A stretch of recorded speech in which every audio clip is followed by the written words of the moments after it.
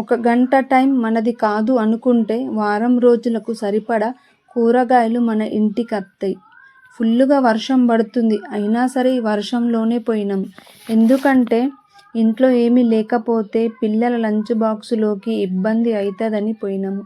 కూరగాయలు మొత్తం నానినాయి, ఇట్లనే ఫ్రిడ్జ్లో పెడితే పాడైతే అని పక్కకి ఆరబెడుతున్నా.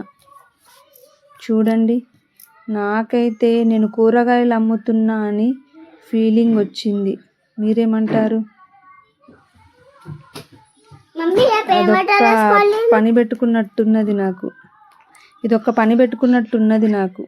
చూడండి, నాకు ఇష్టమని మా వారైతే పైనాపిల్ తీసుకున్నాడు. తిని చెప్తాను ఎట్లున్నాయో.